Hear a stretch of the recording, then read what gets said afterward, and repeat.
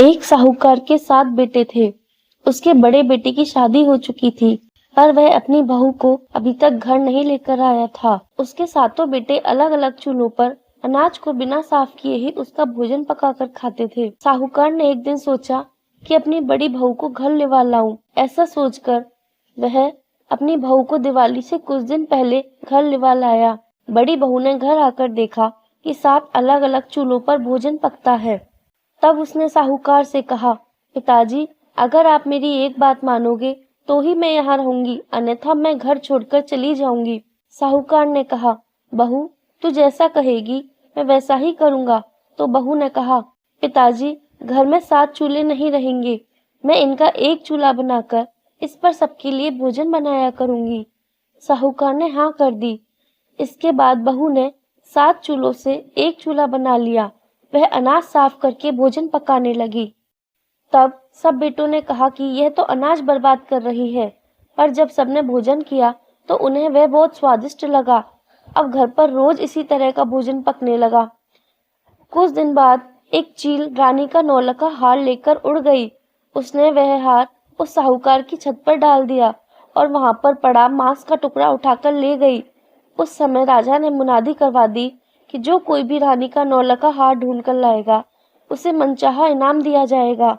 साहूकार की बहू ने यह सुना तो उसने साहूकार से कहा, पिताजी, आप राजा से जाकर यह कह दो कि वह नौलखा हार मैं ढूंढ कर लाऊंगा, पर मेरी बहू राजा से कुछ इनाम चाहती है।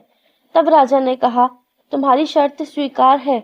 तब बड़ी बहू ने वह नौलखा हार लाकर राजा को दे दिया और इनाम में मांगा, महाराज, दिवाली के दिन दीपक या तो आपके महल में जलेंगे या फिर मेरे घर में जलेंगे, बाकी पूरे राज्य में कहीं भी नहीं जलेंगे।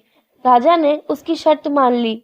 दीपावली का दिन आया। दिवाली की रात राजा के महल के अलावा दीपक बस साहूकार के घर ही जलाए गए। जब लक्ष्मी जी नगर भ्रमण को आई तो उन्होंने देखा कि पूरे नगर में अंधेरा छाया हुआ है। बस राजा के महल और साहूकार के घर ही दीपक जगमगा रहे थे।